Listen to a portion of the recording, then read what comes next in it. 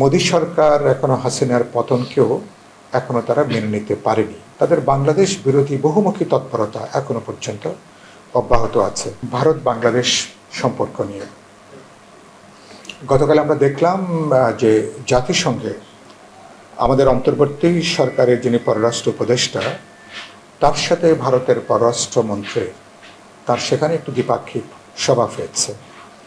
গণমাধ্যমে যেটুকু প্রকাশিত হয়েছে সেটা পারস্পরিক সৌহার্দ্য বিনিময়ের পরে কিভাবে বাংলাদেশের সাথে ভারতের রাজনৈতিক, কূটনৈতিক অথবা বহুমুখী সম্পর্ক উন্নয়ন হতে পারে এটা নিয়ে সম্ভবত আলোচনা হয়েছে।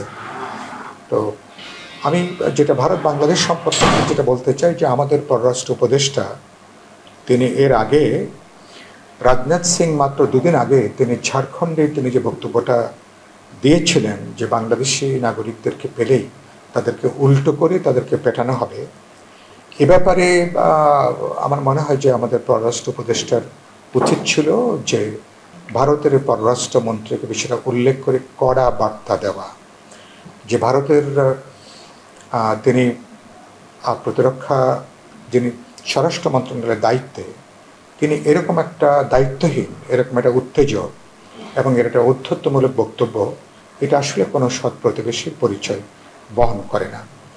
আমার মনে হয়েছে যে আমরা এখানে 5ই আগস্টে ছাত্র শ্রমিক জনতার যে অভ্যুত্থানের মধ্য দিয়ে হাসিনার ফ্যাসিবাদী সরকারকে আমরা বিদায় দিয়েছি, তার পতন হয়েছে।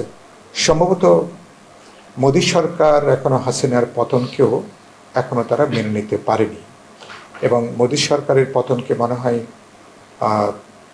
ভারতের মোদী সরকার ভারত সরকার তাদের পরাজয় হিসাবে তারা হয়তো বিবেচনা করছেন। সেই জন্য আমরা দেখছি যে এই অভ্যুত্থানের 1.5 মাস পরেও তাদের বাংলাদেশ বিরোধী বহুমুখী তৎপরতা এখনো পর্যন্ত অব্যাহত আছে। আমার এখনো পর্যন্ত তিস্তা সহ বিভিন্ন নদীর পানি প্রবাহে আমাদের হিস্সাটা নিশ্চিত হয়নি। এখনো পর্যন্ত সীমান্তে হত্যাকাণ্ড অব্যাহত আছে।